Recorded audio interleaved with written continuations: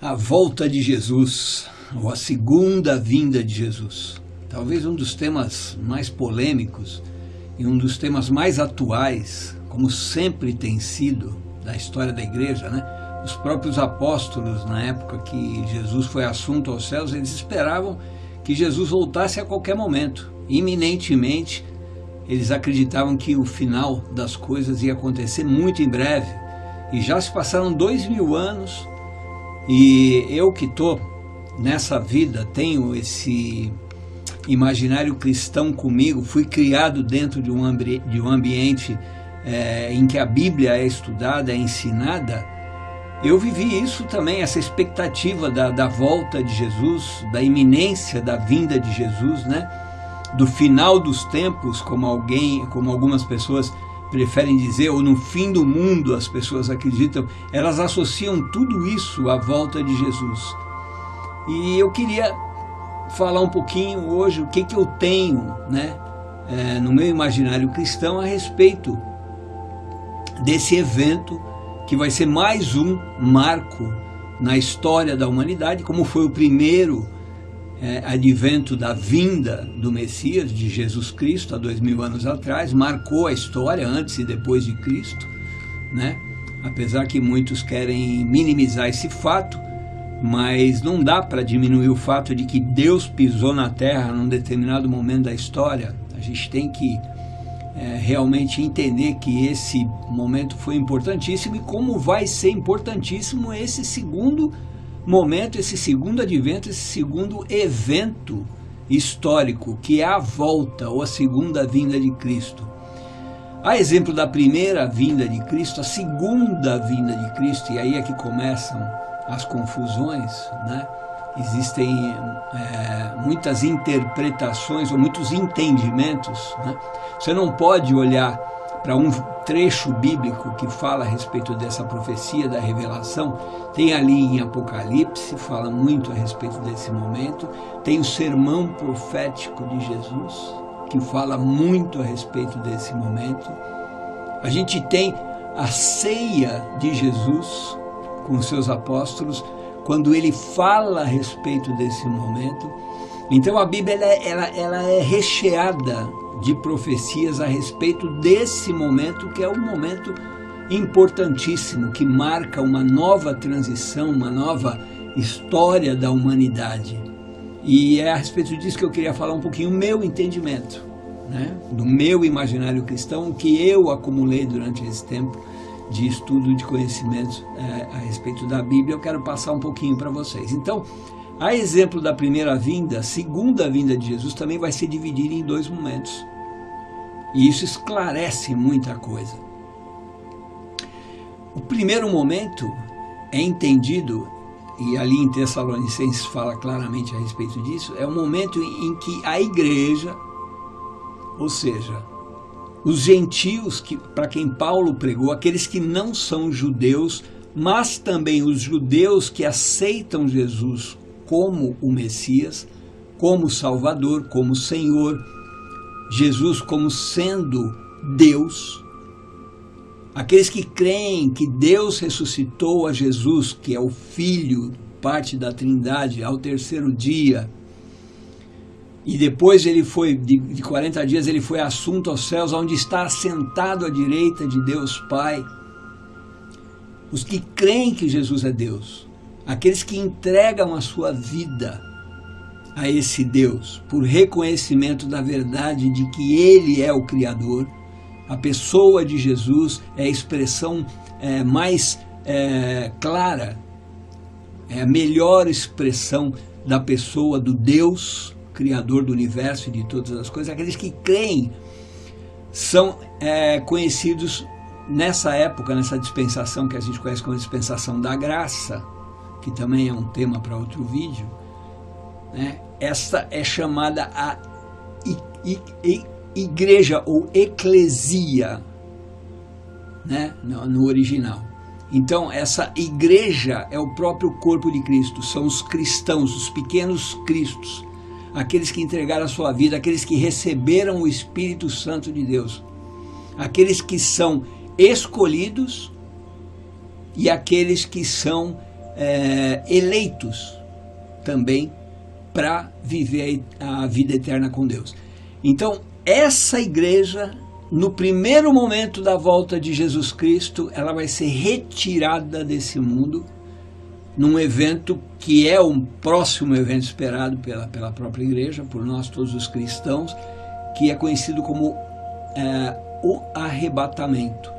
É o momento que a Bíblia fala explicitamente que Jesus, ele não vai chegar a pisar na terra nesse momento, mas ele vai descer como ele subiu e desapareceu entre as nuvens, ele vai voltar a aparecer entre as nuvens e a igreja vai ser arrebatada, retirada da terra. E esse momento diz que os mortos em Cristo ressuscitarão primeiro e nós, agora eu estou literalmente falando o versículo bíblico que Paulo escreve à igreja de Tessalônica, e nós que estivermos vivos seremos arrebatados para encontrar com ele nas nuvens. Estaremos entrando então no que é conhecido como as bodas do Cordeiro, que é o casamento, que é a imagem do noivo Jesus Cristo e a noiva, a igreja, se encontrando para as núpcias, quando eles vão então coabitar nas regiões celestiais, num lugar que a gente não conhece, mas é o lugar que Jesus falou que ia preparar para nós, quando ele confidencia isso ali na intimidade dos apóstolos durante a última ceia. E nós vamos ser arrebatados para este lugar, para já permanecer os nossos corpos nesse momento, assim como todos que ressurgirem em Cristo receberão corpos celestiais, os nossos corpos corruptíveis, aqueles que estivermos vivos, serão arrebatados e os corpos serão transformados, a exemplo do próprio corpo de Cristo quando pisou na terra os 40 dias.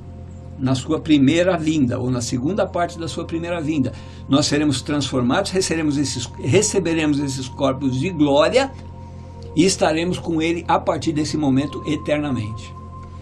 Então, o que acontece com a igreja? Ela é tirada desse mundo num determinado momento que é conhecido como em inglês rapture, né? E para nós aqui em português, isso é muito falado hoje na internet. Se você digitar ali YouTube, em qualquer lugar, e você colocar arrebatamento, rapture, você vai ver quanta gente que fala a respeito disso, porque muitos creem que nós estamos realmente, mais uma vez, como eu criei durante a minha vida toda cristã, eu criei que estava na iminência. Quando eu estava noivo, eu falei, não vai dar tempo de casar, Jesus volta antes. Depois que eu casei, eu falei, não vai dar tempo de ter filho. Eu e a minha esposa concordar, não vai dar, porque Jesus vai voltar antes. A gente sempre acreditou que Jesus ia voltar nos próximos dias, coisa parecida. Muita gente marca a data. Existem até estudos profundos, não é? Tentando provar por A mais B que tem que ser agora. Mas ninguém sabe. A verdade é que só o Pai, a exemplo do casamento Galileu, e isso também é um tema para um outro vídeo que eu vou fazer, né? O pai do noivo é que ia ver quando a casa estava pronta, que o noivo tinha preparado para as bodas, aí o pai podia falar para o noivo, vai agora, vai buscar sua noiva que está na hora. É isso que nós estamos esperando, que o pai dê a ordem para o filho, vai buscar a noiva, e nós seremos arrebatados para viver com ele eternamente. Primeira fase da segunda vinda. E aí é que vão as confusões. O que acontece quando a igreja está nas bodas? Aqui na terra. Continua a história. E é por isso que tem muita controvérsia a respeito disso. Por quê? Porque a segunda parte da segunda vinda de Jesus é quando, no final deste último período, que é a dispensação judaica final, que é conhecido como os 7 anos de tribulação, a igreja é tirada, o Espírito Santo é tirado, mas a história aqui embaixo continua sem a presença da igreja. É o tempo, que também é um tema para um próximo vídeo, é o tempo em que vai haver um governo mundial, o domínio do anticristo. que é uma pessoa que vai governar sobre toda a humanidade. Vai trazer paz num primeiro momento, mas depois vai se revelar, e ele é o próprio Satanás, que nesse segundo momento, depois de 3 tempos e meio, ou de 3 anos e meio, ele se revela, quer ser adorado, senta no templo. Então vai ser um período de muita tribulação e provação. Se você acha que a sua vida foi difícil, que tem muito problema, muita malignidade, muita maldade na vida, não queira estar aqui nesse período. Porque ele é conhecido como o momento da ira de Deus, da tribulação, em que ele vai voltar a tratar com os judeus, especificamente. É a última semana profética de Daniel. São as 70 semanas, 69 já se passaram, e Deus agora termina a dispensação da graça, leva a igreja e vai voltar a tratar com o povo judeu.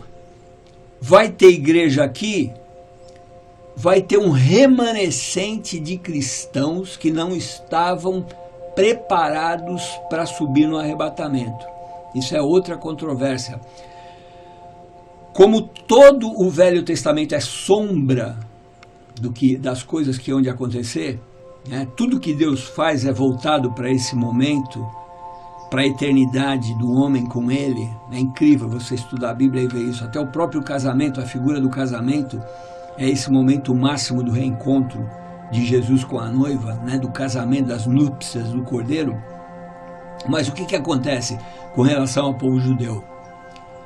Ele volta, então, a ser o alvo do tratamento de Deus com o povo judeu. E vai ter uma parte de remanescente da igreja ainda aqui na terra, que João, lá em Apocalipse, se refere como os santos da tribulação. Isso é outra controvérsia. Muita gente acha que arrebatamento não vai acontecer antes. Por quê? Porque João fala da presença dos santos da tribulação na tribulação. Então, como é possível a igreja ser arrebatada se ela vai estar presente durante o período da tribulação? Sabe como se entende isso? Quando Jesus, vamos voltar para as linhas vermelhas da Bíblia, lança a parábola das 10 virgens. Quem são as 10 virgens, senão a própria igreja? E se você for lá estudar e analisar essa parábola, você vai ver que das 10, 5 entram para as bodas, Jesus fecha a porta, as outras ficam batendo, as que não tinham azeite, não estavam prontas, não eram maduras. E aí entra aquela sombra da colheita, das 3 colheitas que Deus lançou para o povo judeu, a colheita da cevada, a colheita do trigo e a colheita das uvas. A cevada são os frutos maduros. São os crentes maduros que, quando Jesus volta, Deus dá a ordem, ele volta para buscar a igreja, eles estão prontos, sobe com ele.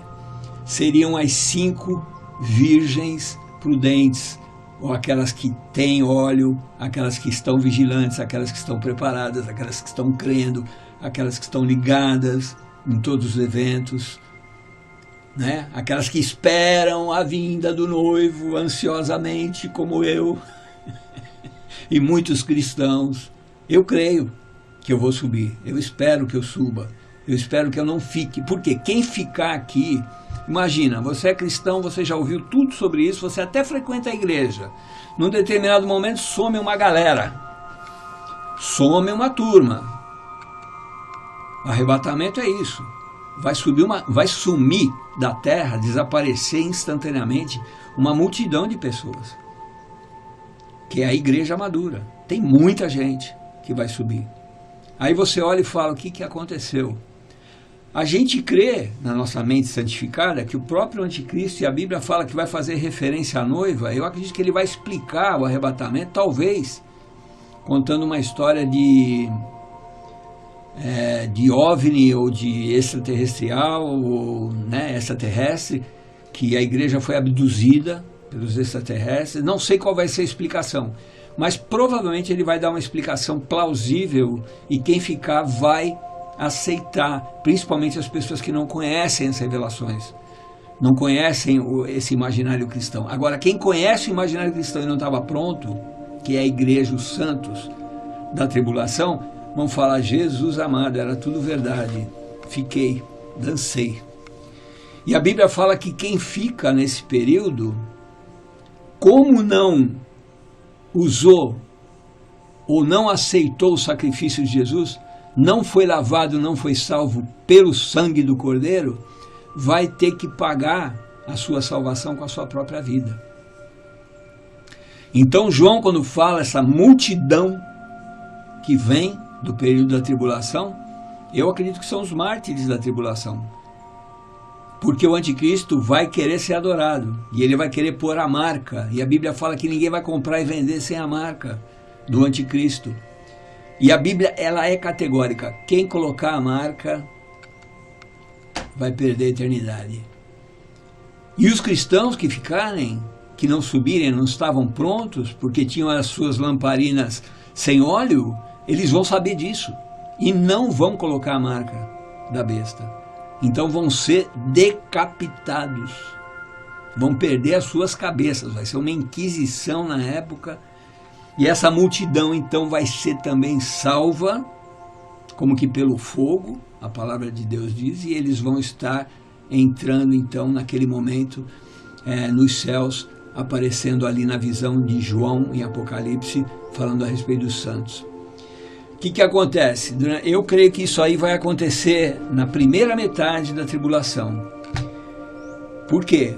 Porque bem no meio dos 3 anos e meio, a Bíblia diz que o templo vai estar construído, o novo templo de Jerusalém, e o próprio anticristo, ele vai se revelar como sendo Deus. Ele vai falar: eu sou realmente Deus, e vai querer ser adorado. E a Bíblia diz que os olhos dos judeus vão se abrir. Aí começa a grande tribulação que a Bíblia fala, que é o Jacob's Trouble. Jacó era judeu. É claro na Bíblia que esse período trata dos judeus, não é para a igreja. A igreja não é para estar aqui na tribulação, de jeito nenhum. Por quê? Porque Deus vai tratar com o seu povo. É a última semana profética de Daniel, novamente. E nesse segundo período, aí... Por quê? A primeira colheita já foi feita, da cevada, que eram os frutos maduros. Punha na peneira, que nem a gente vê aqui o feijão, ou o café, jogava para o alto e o vento levava, arrebatamento. Né? A cevada é facinho de tirar a casca. A gente é facinho, a gente é crente, a gente acredita em tudo, a gente cai em todos os golpes. A gente acredita nas pessoas. É facinho. Mas Jesus não vai deixar a gente estar aqui na época do engano. Vai tirar. Então a gente vai subir com ele. Aí fica a noiva imprudente. As virgens imprudentes, que não tinham azeite, que estavam achando que isso ia demorar, que não estavam acreditando muito, se confundiam com a propaganda da mídia, achavam que essa história toda do imaginário cristão a respeito do final dos tempos era tudo ficção científica, que nem o filme lá do Thanos, etc, etc tal. Os caras vão estar nessa, achando que não é bem assim. Vão estar muito mais com os pés na terra do que no céu. E essa é a colheita do trigo. Olha só que interessante. Se olhar lá na história do povo judeu, tinha um momento da colheita do trigo. Como era feita a colheita do trigo? O trigo era colocado numa pedra e colocava uma outra pedra em cima dela. Sabe qual era o nome dessa pedra? Tribulon. Fala de tribulação. Então, para tirar a casca do trigo ali, era no roça-roça. Era na pedra tribulon pesada. E é a decapitação. E é a negação do anticristo. É o não à marca da besta. Vai ser difícil, derramamento do próprio sangue, porque não aceitaram o sangue de Jesus. Segunda colheita foi feita, até o meio da tribulação. Começa a grande tribulação. Aí a colheita da uva, aí a colheita da uva, que é a colheita dos judeus. Ali os judeus vão ser salvos ainda, mas no lagar. A uva era pisoteada. Então a ira de Deus vai cair sobre a terra durante esse período. E é por isso que há uma grande confusão com relação à segunda vinda de Cristo e ao fim do mundo. As pessoas acham que nesse momento vai acabar, todas as coisas vão acabar por causa das guerras que são preditas, né? A guerra de Gog e Magog, depois Armagedon. As pessoas entendem que é o fim do mundo, mas não é. Por quê? Porque a segunda vinda de Cristo, também dividida em duas vindas, a primeira, o arrebatamento, a segunda, ele volta no final dos 7 anos das bodas, quando as bodas, a lua de mel terminou, Jesus vem para trabalhar e traz a sua igreja consigo, e a Bíblia diz que ele vai pisar em Jerusalém e com o sopro da sua boca vai destruir o anticristo. Tem muito mais detalhe a respeito da tribulação, que também é tema para outro vídeo. Mas aqui eu queria deixar essa visão da dupla vinda, da segunda vinda ou da volta de Cristo, assim como da primeira. Ele vem em 2 momentos. E a gente não pode confundir essas coisas. Nessa vinda dele, ao final da tribulação, ele vai derrotar Satanás, vai prender Satanás e vai começar o milênio, que a Bíblia fala, um ano em que o próprio Jesus e a igreja vão reinar sobre esta terra ainda durante 1000 anos, que é o milênio. Teriam se passado 6.000 anos da história da humanidade, estaríamos entrando no Sabat, ou no ano de descanso, ou no dia que são 1000 anos da semana de 7.000 anos da história da humanidade, em que durante esses 1000 anos Jesus vai reinar com a igreja. Eu e você vamos descer com ele, com esse corpo de glória, e vamos trabalhar aqui. Aí eu vou pilotar helicóptero, que eu nunca pilotei, pilotar jato, vou me envolver com as coisas que eu sonhei e não consegui. Eu creio assim na minha mente santificada, que eu vou trabalhar muito. E não vou ter canseira, não vou ter desânimo, não vou ter doença, não vou ter nada, com o corpo glorificado. Vai ser uma coisa assim inimaginável, que nem Hollywood, na sua melhor mente criativa, consegue imaginar. E a gente também não, mas vai ser um negócio tremendo. São 1000 anos ainda que vão se passar, para que aí venha mesmo o final desta terra. Lá em Pedro, 2 Pedro, Pedro fala a respeito disso, que os elementos se desfarão e aí virá um novo céu e nova terra. Então tem muita história ainda pela frente para acontecer. E eu quero fazer parte dessa história toda. Espero que esse vídeo abençoe a tua vida também. Reflita sobre isso, vai buscar as fontes na Bíblia, vai buscar na internet, vai ouvir, vai se interessar sobre isso, porque é um tema muito atual e eu creio que realmente está prestes a acontecer. Tá bom? Que Deus abençoe e até o próximo vídeo.